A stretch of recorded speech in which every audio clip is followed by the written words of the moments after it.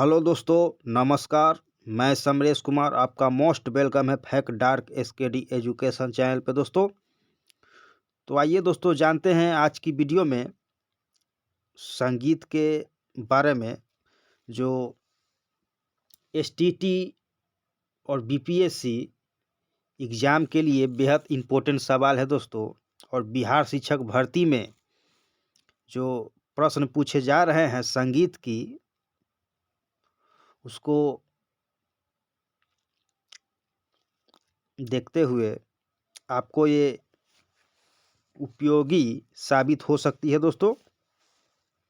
और मैं एसटीटी अभ्यर्थियों से कहना चाहूँगा कि आपके पास समय बहुत ही लिमिट में है दोस्तों, तो उस समय को देखते हुए आप दुगुनी रफ्तार के साथ अपनी तैयारी को करते रहें। और fact dark SKD education channel के माध्यम से जो भी वीडियो प्रोवाइड की जा रही है दोस्तों, उस सारी वीडियो को आप वॉच लिस्ट में जाकर वॉच करेंगे, प्ले लिस्ट में जाकर वॉच करेंगे दोस्तों। तो चलिए शुरू करते हैं दोस्तों। आज का पहला प्रश्न है, अलंकार के कितने भाग होते हैं? अलंकार के कितने भाग होते हैं? 1, 3, 4, 2। तो देखिए दोस्तों, अलंकार के 4 भाग होते हैं, अस्थाई, आरोही, अवरोही और संचारी।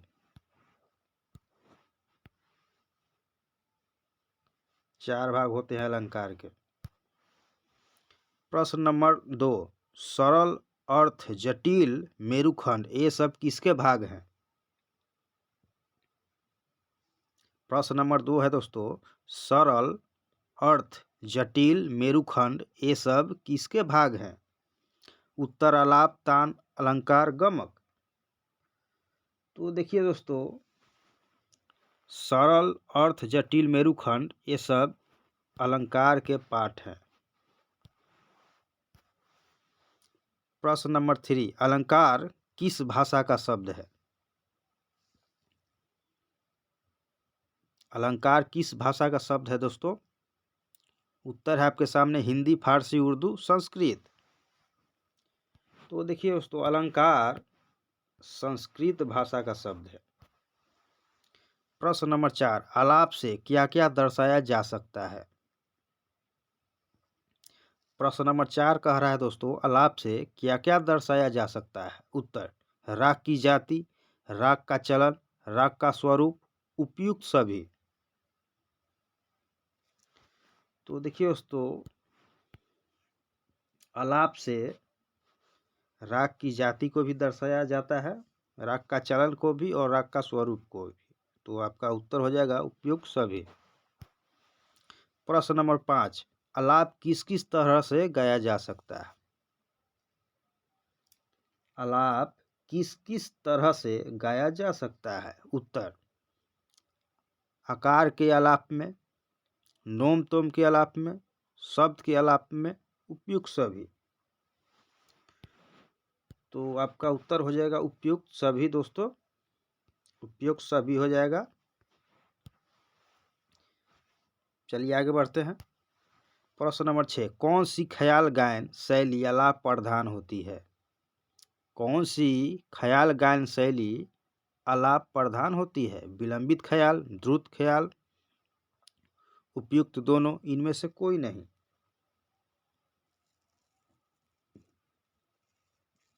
तो देखिए दोस्तों, कौन सी ख्याल गायन शैली के लिए आलाप प्रधान होती है? तो विलंबित ख्याल आपका उत्तर है, विलंबित ख्याल ख्याल गायन शैली के लिए आलाप प्रधान होती है। प्रश्न नंबर 7, तान संस्कृत की किस धातु का शब्द है? तान संस्कृत की किस धातु का शब्द है? उत्तर, तान, तन, तत्, इनमें से कोई नहीं। तो देखिए दोस्तों, तान संस्कृत की तन शब्द से बना हुआ है। प्रश्न नंबर 8, तान के कितने प्रकार हैं? तान के कितने प्रकार हैं? उत्तर हो जाएगा दोस्तों 12, 2, 14, यानी 4 19। तो देखिए दोस्तों तान के 19 प्रकार। आलाप और तान में किसका अंतर होता है? आलाप और तान में किसका अंतर होता है? श्रुति का, लय का, स्वर का या राग का? तो देखिए दोस्तों आलाप और तान में लय का अंतर होता है।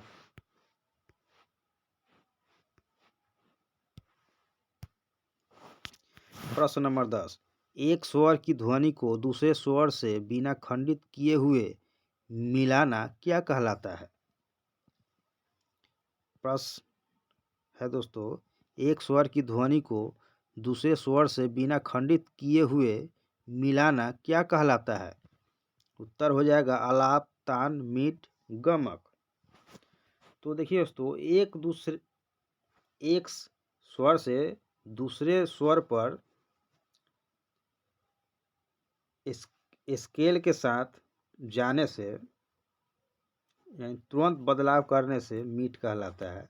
मीट के जरिए ही और मीट के उपयोग करके ही एक स्वर से दूसरे स्वर पर जाया जा सकता है। तो उत्तर हो जाएगा मीट। चलिए आगे बढ़ते हैं। प्रश्न नंबर 11, मीट के कितने प्रकार होते हैं? मीट के कितने प्रकार होते हैं? उत्तर हो जाएगा दोस्तों 3 4 1 2। तो आपका उत्तर हो जाएगा 2। मीट के 2 प्रकार हैं, अनुलोम और विलोम। अनुलोम और विलोम। तो चलिए आगे बढ़ते हैं। प्रश्न नंबर 12, सही मिलान कीजिए। सही मिलान कीजिए। उत्तर है दोस्तों अनुलोम विलोम मीट सा से म। तो देखिए दोस्तों अनुलोम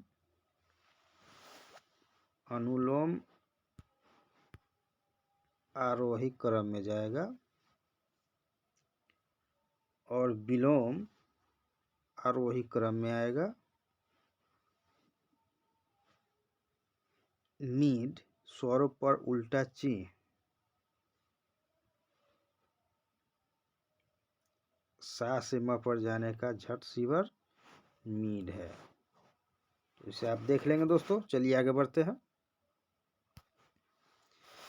प्रश्न नंबर 13, गमक की विशेषता तथा गमक के कितने प्रकार हैं? प्रश्न नंबर 13 है दोस्तों, गमक की विशेषता तथा गमक के कितने प्रकार हैं? उत्तर स्वरों का कंपन और 12 प्रकार, स्वरों का वक्र रूप 19 प्रकार, स्वरों का कंपन और 15 प्रकार, स्वरों का कोमल रूप और 15 प्रकार। तो देखिए दोस्तों गमक की विशेषता तथा गमक के कितने प्रकार हैं? तो स्वरों का कंपन हो जाएगा और 15 प्रकार हो जाएगा। स्वरों का कंपन और 15 प्रकार। उत्तर सही हो जाएगा दोस्तों। चलिए आगे बढ़ते हैं। प्रश्न नंबर 14, रूपक ताल में कितनी मात्राएं होती है? और मैंने पिछली वीडियो में भी बताया था दोस्तों रूपक ताल के बारे में। तो प्रश्न कह रहा है रूपक ताल में कितनी मात्राएं हैं? तो रूपक ताल में कितनी मात्राएं हैं दोस्तों?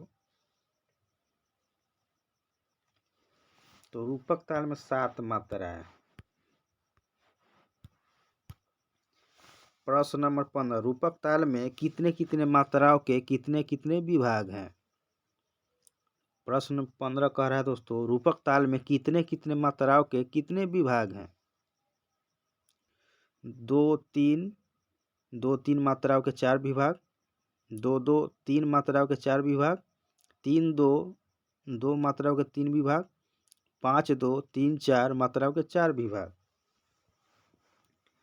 तो देखिए दोस्तों रूपक ताल में कितने कितने मात्राओं के कितने विभाग हैं? तो 2 मात्राओं के 3 विभाग।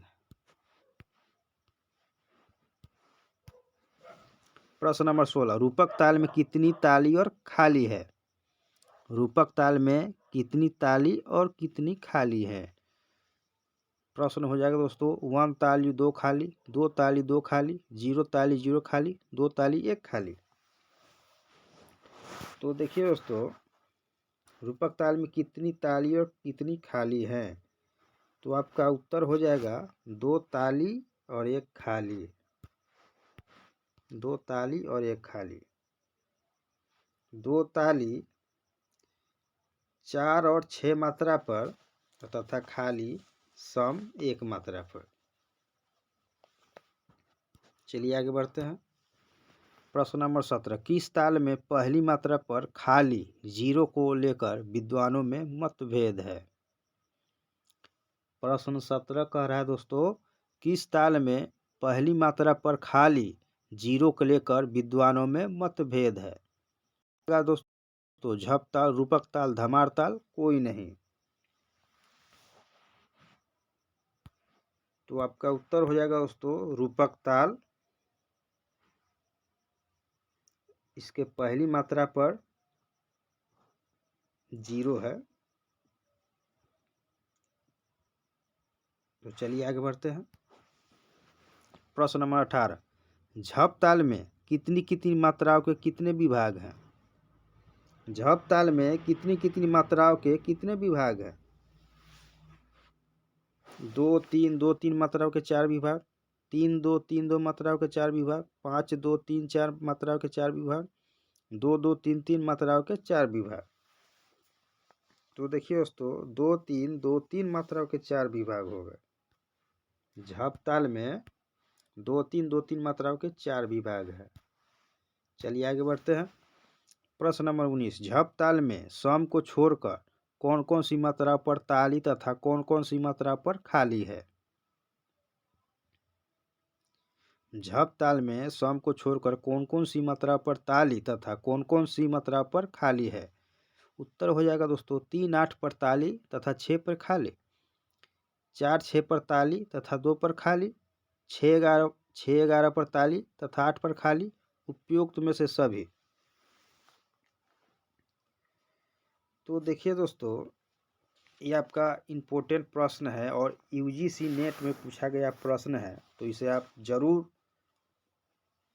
याद कर लेंगे और इसे या डायरी में जरूर नोट करेंगे दोस्तों, क्योंकि महत्वपूर्ण प्रश्न है। तो आपका उत्तर हो जाएगा 3 8 पर ताली तथा 6 पे खाली, उत्तर ए। प्रश्न नंबर 20 धमार ताल में कितनी कितनी मात्राओं के कितने विभाग हैं।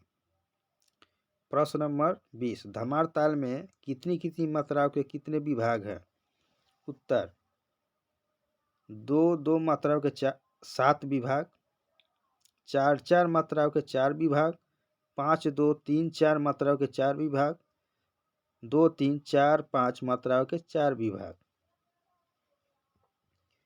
तो देखिए दोस्तों आपका उत्तर हो जाएगा 5 2 3 4 मात्राओं के 4 विभाग, उत्तर सी हो जाएगा दोस्तों। चलिए आगे बढ़ते हैं। प्रश्न नंबर 21 धमार ताल में कौन कौन सी मात्रा पर खाली तथा ताली आती है। धमार ताल में कौन कौन सी मात्राओं पर खाली तथा ताली आती है। उत्तर हो जाएगा दोस्तों 1 6 12 पर ताली तथा 8 पर खाली, 1 5 11 पर ताली तथा 7 पर खाली, 6 12 पर ताली 5 पर खाली, 1 6 11 पर ताली 8 पर खाली। तो देखिए दोस्तों आपका उत्तर हो जाएगा डी 1 6 11 पर ताली तथा 8 पर खाली। चलिए आगे बढ़ते हैं दोस्तों। प्रश्न नंबर 22 है धमार ताल में अवग्रह चिन्ह एस कितनी बार आता है। धमार ताल में अवग्रह चिन्ह एस कितनी बार आता है। उत्तर 2 3 4 5। तो देखिए दोस्तों धमार ताल में अवग्रह चिन्ह एस 2 बार आता है।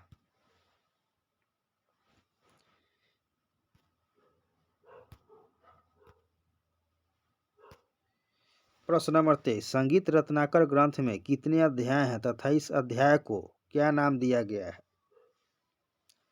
उत्तर 8 अध्याय, अष्टाध्याय, 7 अध्याय, सप्ताध्याय, 5 अध्याय, पंचाध्याय, इनमें से सभी। तो देखिए दोस्तों, संगीत रत्नाकर ग्रंथ के 7 अध्याय हैं और उसे सप्ताध्याय कहा गया है।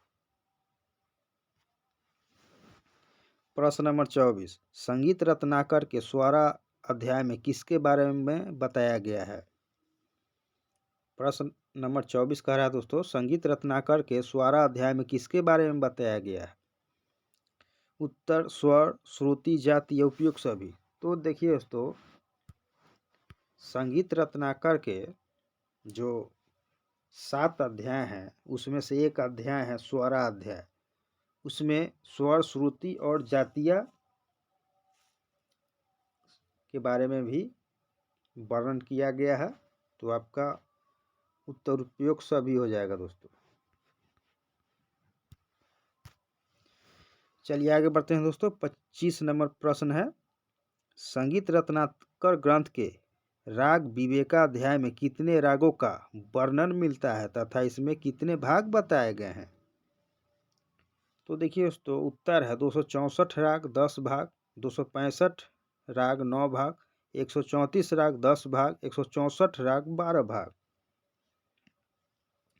तो देखिए दोस्तों, संगीत रत्नाकर के राग विवेकाध्याय में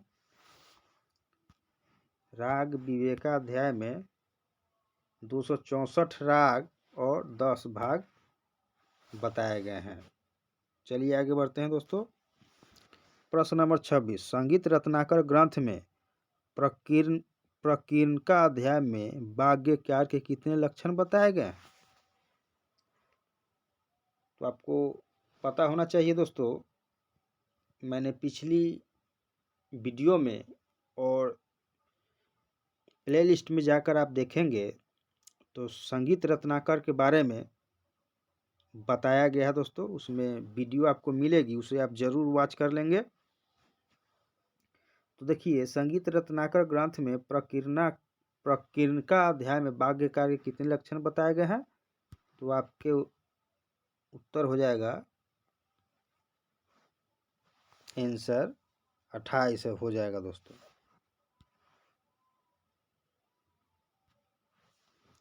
प्रश्न नंबर 27, संगीत रत्नाकर ग्रंथ के प्रबंधाध्याय में संगीत को कौन कौन भागों में बांटा गया है? प्रश्न नंबर 27 कह रहा है दोस्तों, संगीत रत्नाकर ग्रंथ के प्रबंधा अध्याय में संगीत को कौन कौन भागों में बांटा गया है? उत्तर हो जाएगा दोस्तों देशी और मार्गिक संगीत, निबंध, निबद्ध और अनिबद्ध संगीत, अल्पत और बहुतत्व संगीत, इनमें से कोई नहीं। तो देखिए दोस्तों, संगीत रत्नाकर के प्रबंधाध्याय में देशी और मार्गी संगीत के बारे में बताया गया है। आपका उत्तर हो जाएगा ए।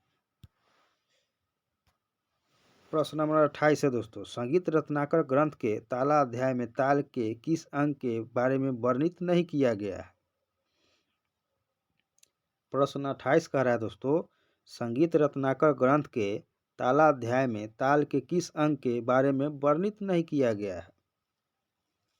उत्तर हो जाएगा मात्राएं एवं विभाग, ताली एवं खाली, उपयुक्त दोनों, सभी अंग वर्णित है।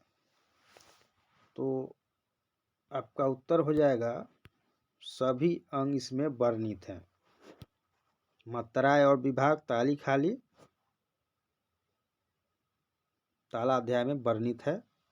तो चलिए आगे बढ़ते हैं दोस्तों। प्रश्न नंबर 29, रागों को समय की दृष्टि से निर्धारित करने के लिए कितने सिद्धांत माने गए हैं?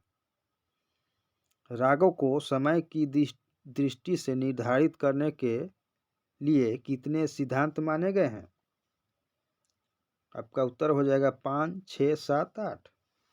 तो देखिए दोस्तों, रागों को समय की दृष्टि से निर्धारित करने के लिए 6 सिद्धांत माने गए हैं। 6 सिद्धांत माने गए हैं। चलिए आगे बढ़ते हैं। प्रश्न नंबर 30 और आखिरी प्रश्न है दोस्तों, रागों को गीत के अर्थ पर समय निर्धारण में कैसे समय निर्धारित किया जाता है। प्रश्न 30 कह रहा है दोस्तों, रागों को गीत के अर्थ पर समय निर्धारण में कैसे समय निर्धारित किया जाता है। तो उत्तर हो जाएगा गीत के स्वरूप पर, गीत के स्वरों पर, गीत के अर्थ पर, गीत के चलन पर। तो देखिए दोस्तों, रागों को गीत के अर्थ पर समय निर्धारण किया जाता है, गीत के अर्थ पर।